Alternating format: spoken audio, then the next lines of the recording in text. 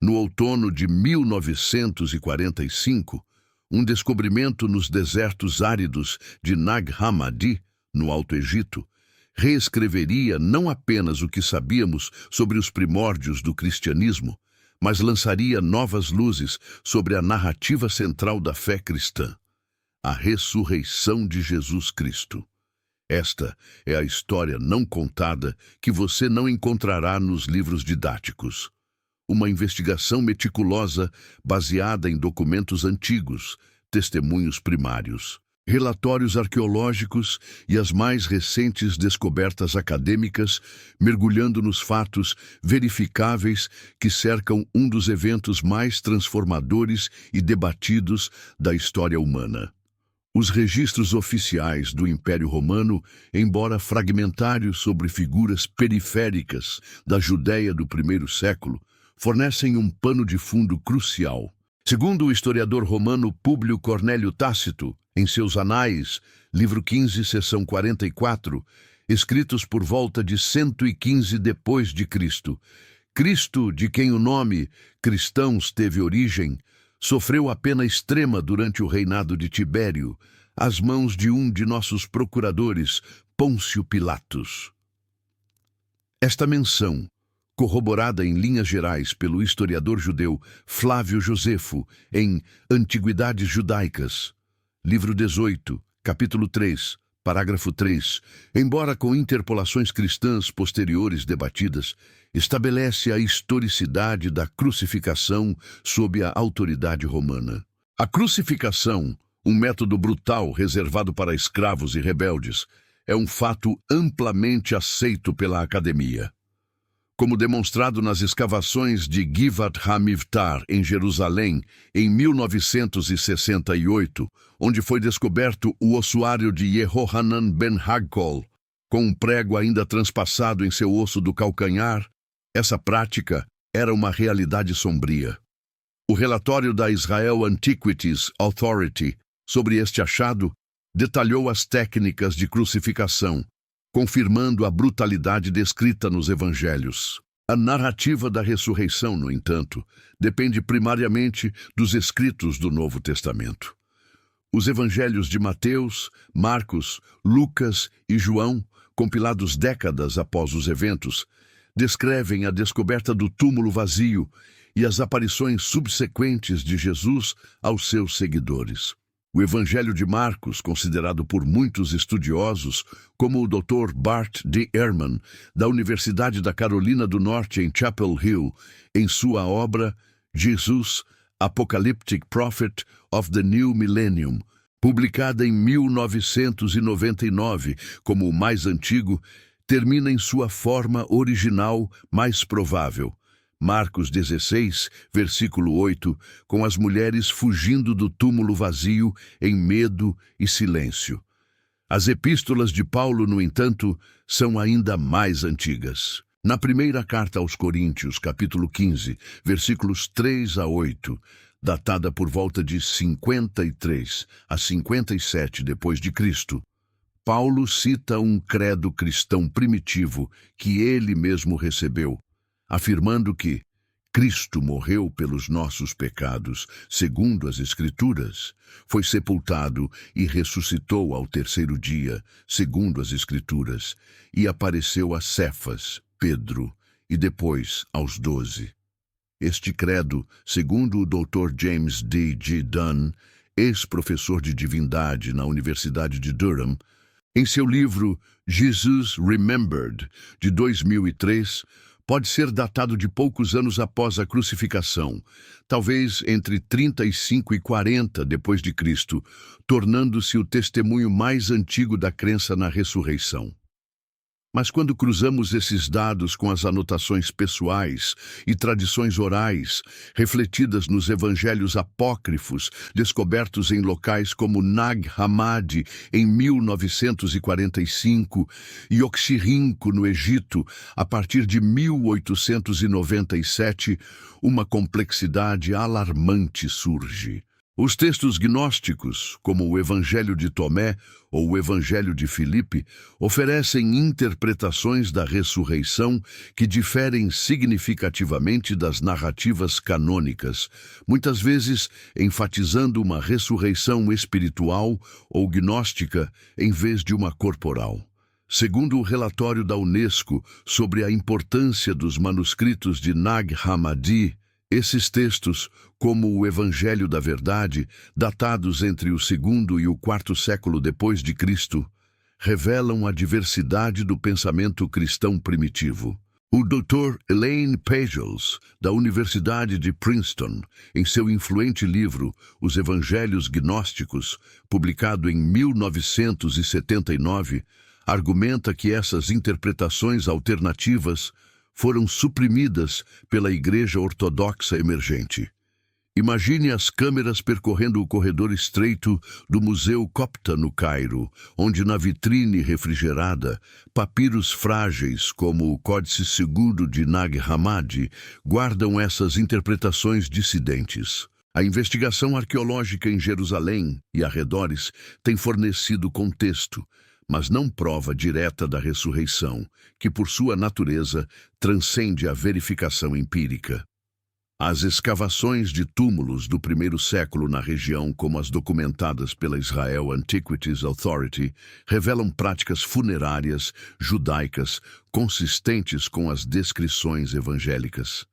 Corpos envoltos em linho colocados em nichos, lóculi ou coquim, escavados na rocha com uma grande pedra rolada para selar a entrada.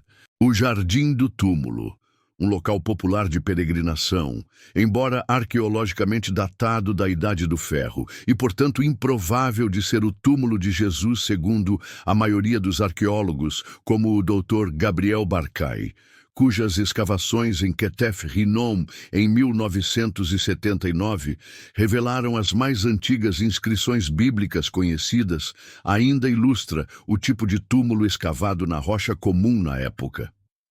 A Igreja do Santo Sepulcro, por outro lado, possui uma tradição muito mais antiga, que remonta ao século IV, quando Helena, mãe do imperador Constantino, identificou o local. Escavações recentes sob a edícula da igreja, relatadas pela National Geographic Society em 2016, confirmaram a presença de um túmulo que remonta à era romana, com características consistentes com as descrições. Segundo o relatório de Antônia Moropolou, supervisora científica-chefe da Universidade Técnica Nacional de Atenas, que liderou a restauração, o leito funerário original permaneceu intacto, datando da época de Constantino e possivelmente antes. A equipe do Dr. Shimon Gibson, arqueólogo da Universidade da Carolina do Norte, em Charlotte, e autor de The Final Days of Jesus, The Archaeological Evidence, publicado em 2009, tem conduzido extensas pesquisas na área de Jerusalém. Suas escavações, como as realizadas no Vale do Cédron, documentadas em artigos para a Biblical Archaeology Review, ajudam a reconstruir a paisagem da Jerusalém do primeiro século. O que ninguém esperava era que o exame com datação por radiocarbono em 1988, no Sudário de Turim, um artefato que muitos acreditam ser o lençol mortuário de Jesus, revelaria uma data medieval. Os laboratórios da Universidade de Oxford, da Universidade do Arizona e do Instituto Federal Suíço de Tecnologia, em Zurique, publicaram seus resultados na revista Nature Volume 335 em fevereiro de 1989, indicando uma origem entre 1260 e 1390. No entanto, este resultado tem sido contestado. O Dr. Raymond N. Rogers, químico aposentado do Laboratório Nacional de Los Alamos e membro da equipe STURP, Shroud of Turin Research Project, de 1978, publicou um estudo póstumo na revista Thermochimica Acta em 2005, argumentando que a amostra testada por radiocarbono era de uma área remendada e não representativa do tecido original. O debate sobre a autenticidade do sudário continua, como detalhado nos arquivos da Pontifícia Academia de Ciências, que já sediou simpósios sobre o tema. Além das evidências textuais e arqueológicas, o impacto sociológico da crença na ressurreição é inegável. Nas memórias publicadas por Paulo de Tarso, como sua carta aos Gálatas, escrita por volta de 50 d.C., ele descreve sua própria transformação de perseguidor de cristãos a um dos seus mais ardentes apóstolos, atribuindo essa mudança a um encontro com o Cristo ressuscitado. Os Atos dos Apóstolos, atribuídos a Lucas e datados do final do primeiro século, narram a rápida expansão do movimento cristão impulsionado pela proclamação da ressurreição. Segundo o Dr. N. T. Wright, ex-bispo de Durham e pesquisador sênior no Wycliffe Hall, Universidade de Oxford, em sua monumental obra The Resurrection of the Son of God, de 2003, a transformação dos discípulos de um grupo desmoralizado e amedrontado em pregadores ousados dispostos a morrer por sua fé é um dos argumentos históricos mais fortes para a realidade de algo extraordinário ter acontecido. Eles não apenas proclamaram uma mensagem, mas viveram e morreram por ela, como atestado por tradições posteriores registradas por Eusébio de Cesareia em sua História Eclesiástica no início do século IV, um compêndio fundamental disponível nos arquivos da Biblioteca Apostólica Vaticana.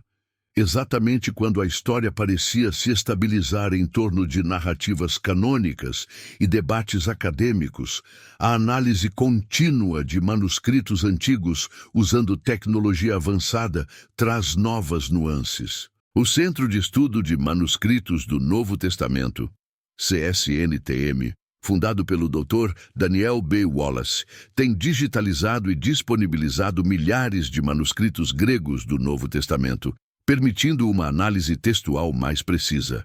O papiro P52, John Ryland's Library Papyri, datado da primeira metade do segundo século e contendo fragmentos do Evangelho de João, é um exemplo da antiguidade desses textos. A análise paleográfica, como detalhada em estudos publicados no Journal of Biblical Literature, ajuda a datar esses documentos com precisão crescente. O que estes manuscritos revelam, segundo o relatório de 2019 do CSNTM, é uma notável consistência textual nas passagens centrais sobre a morte e ressurreição, apesar das variações menores esperadas na transmissão manual. Considere também o contexto judaico. Messias crucificados eram uma contradição em termos para o judaísmo do primeiro século, como Paulo mesmo observa em 1 Coríntios 1, versículo 23. Nós pregamos a Cristo crucificado, escândalo para os judeus. A expectativa messiânica comum envolvia um libertador político ou um sacerdote real, não um sofredor executado da forma mais humilhante. Segundo o Dr. Reza Vermes, renomado estudioso dos manuscritos do Mar Morto e da figura histórica de Jesus, em seu livro Jesus the Jew, de 1973, a ideia de um Messias que morre e ressuscita não era uma categoria pré-existente no pensamento judaico dominante da época, embora alguns estudiosos apontem para passagens como Isaías 53 ou Daniel 12, versículo 2, como possíveis precursores interpretados retrospectivamente. As escavações em Qumran, iniciadas em 1947, revelaram os manuscritos do Mar Morto, textos da seita judaica dos essênios, fornecendo um vislumbre sem precedentes da diversidade religiosa judaica no período do Segundo Templo. Esses documentos preservados no Santuário do Livro em Jerusalém mostram uma rica tapeçaria de esperanças apocalípticas e messiânicas, mas nada que se alinhe diretamente com a narrativa cristã da ressurreição de um indivíduo específico para inaugurar uma nova era de forma imediata. A equipe do Dr. Israel Finkelstein, da Universidade de Tel Aviv, publicou na revista Radiocarbon, em 2013, um estudo usando datação por carbono 14 em estratos arqueológicos de Jerusalém, que ajuda a refinar a cronologia da cidade no período romano. Embora não abordando diretamente a ressurreição, tais estudos são cruciais para construir um quadro preciso do ambiente em que esses eventos teriam ocorrido. A arqueologia também confirmou locais mencionados nos evangelhos, como o tanque de Siloé, cuja descoberta em 2004 foi anunciada pela Israel Antiquities Authority, ou a sinagoga de Cafarnaum, como descrito nas publicações do Studium Biblicum Franciscanum, que escava na Terra Santa desde 1923. A questão da confiabilidade das testemunhas é outro ponto central. O Dr. Richard Bauckham, em seu livro Jesus and the Eyewitnesses, The Gospels as Eyewitness Testimony, de 2006, argumenta que os evangelhos se baseiam em testemunhos oculares, citando o uso de nomes próprios e a forma literária de biografias antigas. Por outro lado, críticos como o Dr. Gerd Ludemann, em The Resurrection of Jesus, History, Experience, Theology, de 1994, propõem explicações psicológicas para as aparições, como visões de luto ou experiências subjetivas.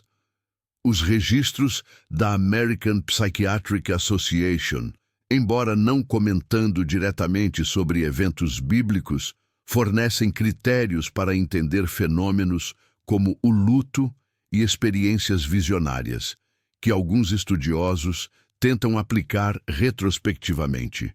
Diante das evidências incontestáveis da rápida disseminação da crença na ressurreição, desde os fragmentos de papiro, como o P52, testemunhando a antiguidade dos textos evangélicos, até os últimos artigos na Biblical Archaeology Review, detalhando o contexto da Judéia do primeiro século, e as análises textuais, como as compiladas no Novum Testamentum Graece de Nestle Aland, fica claro que a ressurreição de Jesus Cristo, seja interpretada como um evento literal, uma metáfora poderosa ou uma experiência transformadora, guarda lições cruciais para nosso presente.